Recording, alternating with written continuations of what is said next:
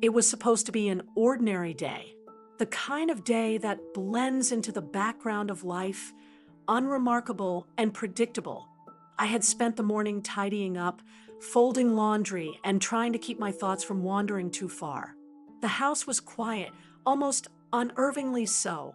Richard, my husband, had left early for a fishing trip with his friends, leaving behind only the faint echo of his absence in the stillness of our home. Marcus, my stepson, was upstairs in his room, as he often was these days, distant, preoccupied, navigating the complexities of being 21 and figuring out who he wanted to be. I didn't think much of it when I decided to head upstairs to grab some laundry I'd left on the landing. It wasn't until I reached the top of the stairs that I heard it, the faint sound of movement coming from Marcus's room. The door was slightly ajar, and without hesitation, I pushed it open, assuming nothing more than that he might have forgotten something or needed help. What I saw stopped me cold. There he was, my stepson, half-dressed, caught mid-moment. His hands froze where they were, and his eyes widened in shock. For a split second, time seemed to freeze, stretching the moment into something unbearable. My breath hitched, and heat rushed to my cheeks as embarrassment flooded through me. Before I could even process what I was seeing, Marcus scrambled to cover himself, stammering apologies under his breath. I'm sorry. He managed, his voice trembling with mortification. I thought you were downstairs. The words barely registered over the pounding in my ears. My mind raced, screaming at me to leave, to say something, anything to break the tension. Instead, all I could manage was a weak mutter about having gone to the wrong room before turning on my heel and fleeing, heart hammering like a drum against my ribs. That night, as I lay beside Richard, sleep eluded me. The rhythmic rise and fall of his breathing did little to calm the storm raging inside me. The image of Marcus lingered in my mind, not because of what I'd seen, but because of how I'd felt. Guilt gnawed at me, sharp and insistent, whispering accusations I couldn't silence. But beneath the guilt was something else, something darker and more unsettling, an electric pull I couldn't explain. I told myself it was nothing, just the awkwardness of the situation, the natural discomfort of stumbling upon someone in such a private moment. But deep down, I knew it wasn't that simple. There had been something raw and magnetic about him in that instant, something that stirred emotions I hadn't felt in years. As I stared at the ceiling, listening to the quiet hum of the house settling around us, I couldn't shake the feeling that this moment, a fleeting accidental intrusion, had changed something between us. Something fragile yet undeniable had shifted, and no matter how hard I tried to push it away, it lingered, refusing to be ignored. In the days that followed, every interaction with Marcus felt charged, as though the air between us had grown heavier, dense with unspoken words and emotions we were both too afraid to voice. He avoided eye contact, his usual easy confidence replaced by an awkwardness I'd never seen in him before. Yet, despite this newfound distance, there were moments, brief glances across the dinner table, accidental brushes of hands, that left me breathless, my heart racing in ways it hadn't in years. Each fleeting touch or shared look seemed to linger longer than it should, embedding itself in my thoughts and refusing to fade. I told myself it was all in my head, a fleeting lapse in judgment brought on by loneliness or boredom. After all, Richard and I had drifted apart over the years, our marriage settling into a quiet rhythm of coexistence rather than connection. But deep down, I knew better. There was something raw and magnetic about Marcus, something that stirred emotions I hadn't felt in years, emotions I didn't want to acknowledge but couldn't suppress. It wasn't just his youth or his charm. It was the way he carried himself, the vulnerability beneath his bravado that made him impossible to ignore. One evening, as we found ourselves alone in the kitchen, the tension reached a breaking point. The house was quiet, save for the faint hum of the refrigerator and the rhythmic clinking of dishes as I washed them. Marcus stood nearby, drying a glass with a dish towel, his movements slow and deliberate. For a while, neither of us spoke, the silence stretching taut like a wire ready to snap. Then, finally, he broke it. About the other day, he began, his voice hesitant, almost trembling. His eyes flickered toward mine briefly before darting away again, unable to hold my gaze. My stomach tightened at his words, and I instinctively braced myself, unsure of where this conversation might lead. "Forget it," I interrupted, my tone sharper than I intended. "It's fine." But even as the words left my lips, I knew they weren't true, not entirely. It wasn't fine. Not for me, and certainly not for him. The memory of that moment, the shock, the embarrassment, the inexplicable pull I'd felt when I saw him, had been haunting me ever since. And judging by the way Marcus hesitated now, struggling to find the right words, it had been weighing on him too. "It's not fine," he said softly, surprising me with the conviction in his voice. He set the glass down on the counter, his hands gripping the edge as if steadying himself. "I mean, I know it shouldn't have happened, but I can't stop thinking about it." His confession caught me off guard, sending a jolt through me that I couldn't mask. My fingers tightened around the sponge I was holding, water dripping unnoticed onto the floor.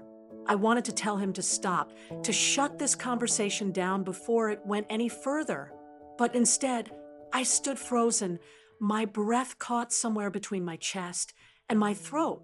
"Marcus," I started, my voice barely above a whisper. "We can't." "I know," he cut in quickly, his tone pleading. "I know we can't, but that doesn't change how I feel." The honesty in his words hit me like a punch to the gut, leaving me reeling. I turned away from him, pretending to focus on the dishes, though my hands moved mechanically, no longer sure of their purpose. How could this be happening? He was my stepson, a young man who had grown up under my roof, someone I'd watched mature from a boy into the person standing before me now. And yet, here we were, teetering on the edge of something dangerous and undeniable. "It's wrong," I said finally, my voice firmer this time, though it lacked the conviction I wished it had. Whatever this is, it's wrong."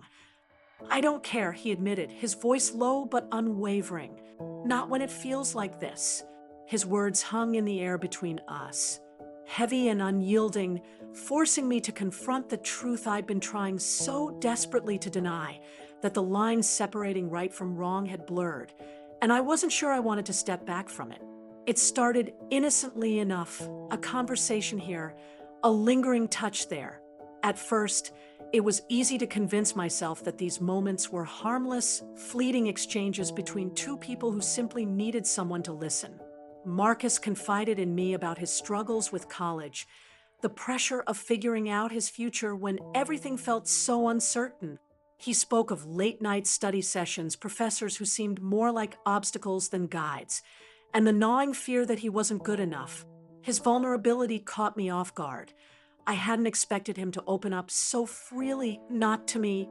In turn, I found myself sharing things I hadn't spoken aloud in years, regrets I'd buried beneath layers of responsibility and routine. I told him about dreams I once had, passions I'd abandoned because life demanded compromises I didn't realize would leave me feeling hollow. There was something cathartic about speaking those truths, as though saying them out loud made them real again, even if only for a moment. And Marcus listened, not with pity or judgment, but with an attentiveness that made me feel seen in a way I hadn't been in years. Our bond grew stronger, blurring the lines between stepmother and stepson until they became almost indistinguishable. The roles we played within this family began to feel like costumes too small, constricting, and ill-fitting. We weren't just filling silences anymore. We were creating something new, something neither of us fully understood yet couldn't ignore. One rainy afternoon, as we sat together on the couch watching old movies, the atmosphere shifted. The storm outside mirrored the turbulence brewing inside me, rain tapping insistently against the windows while thunder rumbled in the distance. Marcus leaned forward to adjust the blanket draped over us, his arm brushing mine. It was such a simple gesture, one I should have dismissed without thought, but instead, it lingered in my mind long after the contact ended. When he settled back beside me, our hands rested close enough that I could feel the heat radiating from his skin. For a moment, neither of us moved. Then, slowly, deliberately, Marcus reached for my hand. My first instinct was to pull away. Every rational part of me screamed that this was wrong, a boundary we shouldn't cross. But something held me still, rooted to the spot as his fingers curled around mine. His touch was warm, tentative, as though he feared rejection but couldn't resist trying. My breath hitched, and for a second, I considered jerking my hand free, putting space between us before things spiraled further out of control. Instead, I let him hold it, the weight of his palm against mine sending a jolt through my body that I couldn't explain away. "Maria," he whispered, breaking the silence that had stretched taut between us. His voice was soft, barely audible over the sound of the rain, but it carried a gravity that made my chest tighten. I turned to look at him, meeting his gaze despite the warning bells ringing in my head. His eyes searched mine, raw and unguarded, as though he were laying himself bare before me. "I know this is wrong," he continued, his words trembling slightly, "but I can't stop thinking about you." His confession hit me like a punch to the gut, stealing the air from my lungs. Part of me wanted to run, to shut this down before it went any further. This was dangerous territory, a line we weren't supposed to cross no matter how strong the pull. But another part, the part one hated to admit existed, wanted to stay. That part reveled in the intensity of his gaze, the honesty in his voice, the way his words stirred emotions I'd locked away long ago. A shiver ran down my spine as I stared at him, torn between the urge to flee and the desire to lean closer. What was happening between us defied logic, ignored reason, and yet it felt undeniable, as though some invisible force were drawing us together despite the consequences. The first kiss happened almost by accident, or at least that's how I tried to justify it afterward. We weren't fighting, not exactly, but the tension between us had reached a breaking point. It started with something trivial, an argument about nothing important, really. Marcus made some offhand comment about Richard being too absorbed in work, and I shot back defensively, even though deep down, I knew there was truth to what he said. The air crackled with frustration, but beneath it lay something heavier, more charged, something neither of us could ignore. Before I realized what was happening, Marcus leaned in closer, his voice dropping low as he countered my words. His gaze locked onto mine, searching for something unspoken. My breath caught, and suddenly all rational thought evaporated. Before I could stop myself, or maybe because I didn't want to, I closed the distance between us. Our lips met, tentative at first, then with a desperation that startled me. It was wrong, so wrong, but in that moment, it felt right. For those few seconds, everything else faded away. The guilt, the fear, the boundaries we were crossing, it all dissolved into nothingness. All that existed was the warmth of his touch, the way his hand brushed against my cheek, grounding me in the present. For once, I wasn't Maria, the dutiful wife or responsible stepmother. I was just me, and it terrified me, but reality came rushing back far too quickly. As soon as the kiss ended, panic set in like a cold wave crashing over me. I pulled away abruptly, stumbling backward until my back hit the wall behind me. Tears streamed down my face, hot and uncontrollable, as shame washed over me in waves. "We can't do this," I choked out, my voice trembling so badly I barely recognized it. "This is insane." Marcus stood frozen, his chest rising and falling rapidly as if he'd been holding his breath. When he finally spoke, his voice was raw, pained. "I know," he admitted, running a hand through his hair in frustration. "But I don't want to stop." His honesty hit me like a punch to the gut. Every fiber of my being screamed that this was reckless, destructive, impossible. Yet standing there, looking at him, I couldn't deny the truth. Neither did I.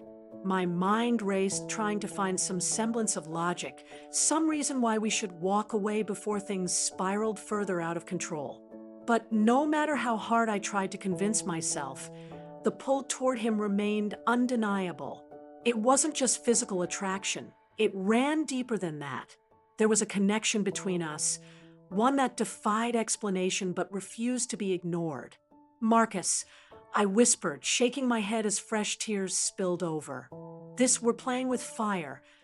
"I don't care," he said softly, taking a hesitant step closer. His eyes searched mine, pleading. "I've never felt this way before. Not with anyone." His words sent a shiver down my spine, both thrilling and terrifying. How could something so forbidden feel so natural, so inevitable? I wanted to tell him to leave, to put an end to this madness before it consumed us both. But when I opened my mouth, no sound came out. Instead, I found myself reaching for him, my fingers brushing against his arm. He didn't hesitate. In one swift motion, he pulled me into his arms, his embrace fierce yet gentle. His lips found mine again, and this time I didn't resist. I let myself get lost in the moment, surrendering to the storm of emotions I'd been trying so desperately to suppress. The world around us blurred, leaving only the two of us, suspended in a fragile bubble of stolen time. When we finally broke apart, reality crashed back in with full force. Guilt weighed heavily on my chest, mingling with the lingering thrill of what had just transpired. I stared up at Marcus, my heart pounding wildly, unsure whether I wanted to cry or hold on tighter. "We'll regret this," I murmured, though the conviction in my voice faltered. "Maybe," he replied, his thumb brushing away a tear from my cheek. "But I don't think I'll ever regret feeling this alive." And in that moment, I understood exactly what he meant. Every stolen moment with Marcus came at a cost, and that cost was etched into my soul like scars I couldn't hide.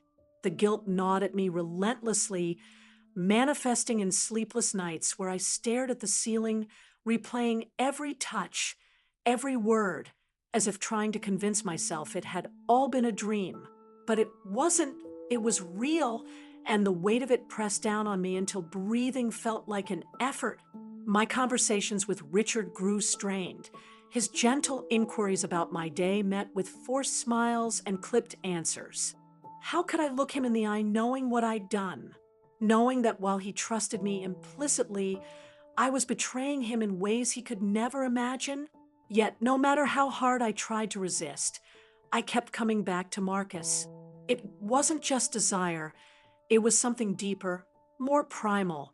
He made me feel alive in a way I hadn't in decades, not since before life's responsibilities had piled up, burying the parts of me that once yearned for passion and connection. With him, I wasn't just a wife or a mother. I wasn't just someone defined by duty or obligation. I was a woman, a flawed, reckless, desperate woman, but still undeniably me. And that terrified me almost as much as it thrilled me. But the secrecy was suffocating. Every creak of the floorboards sent my heart racing, convinced Richard would walk through the door and catch us mid-embrace. Every ring of the phone filled me with dread, wondering if this would be the moment everything unraveled. Even when we weren't together, Marcus lingered in my thoughts, haunting me like a ghost I couldn't exorcise. I told myself over and over again that this had to stop, that I owed it to Richard, to Laura, to the fragile semblance of normalcy we called our family. But then Marcus would appear, his eyes locking onto mine with that magnetic pull, and all my resolve would crumble.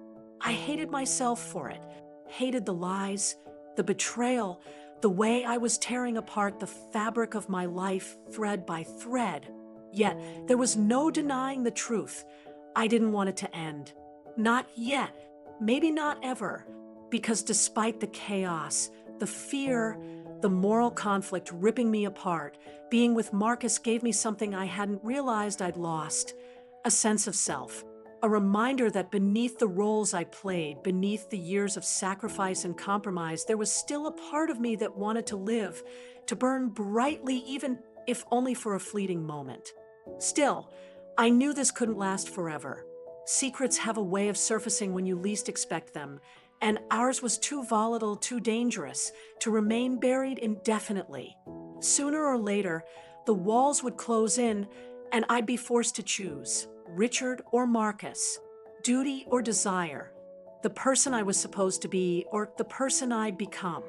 And the thought of making that choice left me paralyzed, caught between two worlds I couldn't reconcile but couldn't escape. Laura noticed first. She cornered me one afternoon in the kitchen, her brow furrowed with concern as she leaned against the counter, arms crossed. "Is everything okay with you? And Marcus?" she asked, her voice tinged with suspicion. "You've been acting different." The question caught me off guard, and for a split second, I felt my heart stop. Different? What did she mean by that? Was it obvious to everyone? Or was it just Laura's intuition picking up on something I thought we'd hidden so well? My pulse quickened, but I forced a laugh, hoping it sounded natural. "Of course," I said, waving a hand dismissively. "Why wouldn't it be?" Her eyes narrowed slightly, studying me with an intensity that made my skin prickle. "I don't know," she said slowly, her tone probing. "You two seem closer than usual, like there's something going on between you." I swallowed hard, forcing myself to meet her gaze, even though every instinct screamed at me to look away. "You're imagining things," I replied, injecting what I hoped was a note of casual confidence into my voice. "Marcus is just Marcus. He's family, nothing more." But her words lingered long after she left the room, planting seeds of doubt in my mind that refused to be ignored. Were we being careless? Had someone else noticed too? The paranoia crept in like a shadow, darkening every moment I spent with Marcus. Every glance, every touch now felt heavier, laden with the fear of discovery. And then came the day I had dreaded most, the day my worst fears became reality. It happened on a rainy afternoon, the kind where the world outside seemed muted, the sound of rain tapping against the windows blending with the hum of tension inside the house. Richard had been traveling for work all week, and his return wasn't expected until the next morning. We thought we were safe, foolishly, recklessly safe. Marcus and I were in the living room, the air thick with unspoken emotions and stolen glances. We weren't doing anything overtly incriminating, just sitting close, our fingers brushing occasionally. But the intimacy between us was undeniable. And then, without warning, the front door opened. For a moment, time froze. Richard stood in the doorway, his suitcase still in hand, water dripping from his coat onto the hardwood floor. His eyes scanned the room, landing on us, and widened in shock. For a heartbeat, none of us moved. The silence stretched taut, broken only by the rhythmic patter of rain against the windows. Then Richard spoke, his voice low and trembling with disbelief. "What the hell is this?" My stomach dropped, cold dread pooling in my chest as I turned to face him fully. His expression said it all. He knew. There was no mistaking the accusation in his eyes, the betrayal etched into the lines of his face. I opened my mouth to say something, anything, but no words came out. How could I explain something I barely understood myself? Marcus shifted beside me, his body tense, and stood up. "Dad," he began, his voice cracking under the weight of the moment. "Don't," Richard snapped, cutting him off. His gaze darted between us, searching for answers that neither of us could give. "Just don't." He set his suitcase down with a thud, the sound echoing through the suffocating silence.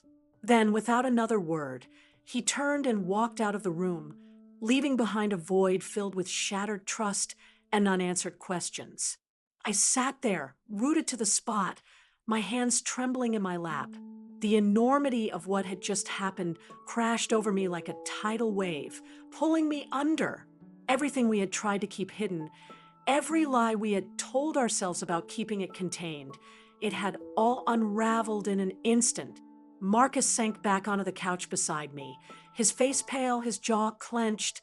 "This isn't how I wanted him to find out," he muttered, his voice barely audible. Neither of us spoke after that. There was nothing left to say.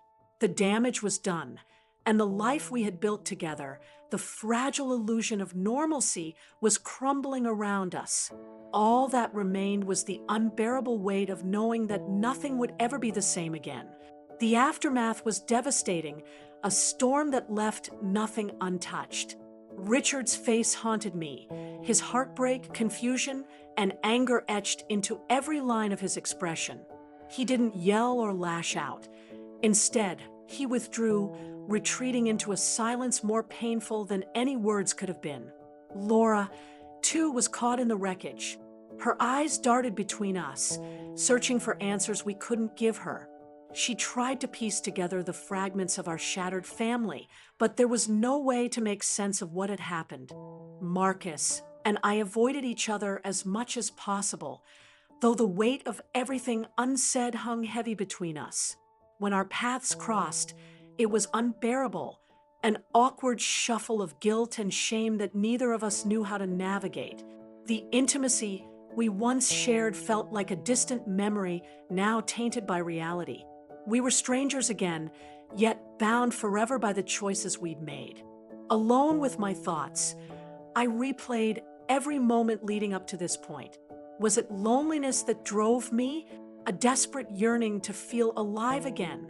Or perhaps it was simpler, a fleeting desire to be wanted, even if only for a little while. Whatever the reason, excuses felt hollow now. No justification could erase the hurt I'd caused or undo the life we'd fractured. Hours turned into days, and still, I wrestled with myself. Who was I beneath all these layers of regret and self-deception? Had I ever truly known? All I was certain of was this: I couldn't go back. But moving forward seemed impossible without first confronting the truth about who I was and who I wanted to become.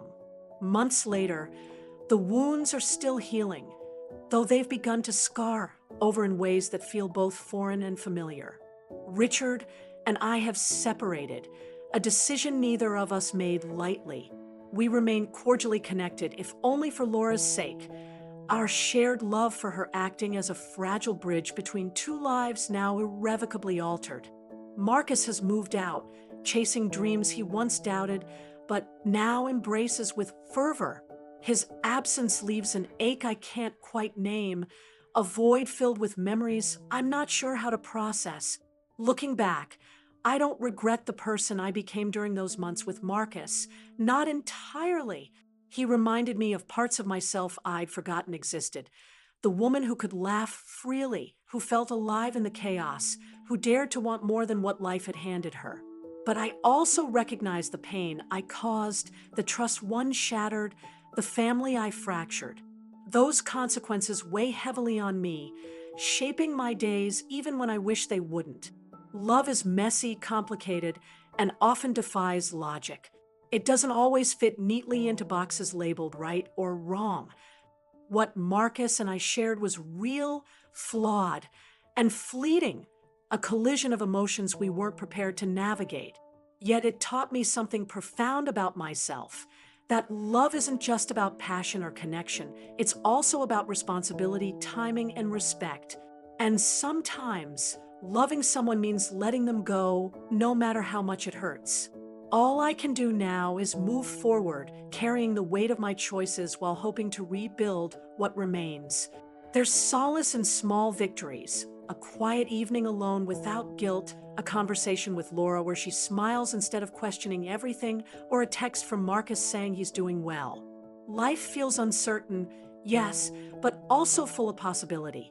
The future stretches before me like unwritten pages, waiting for new stories to take shape.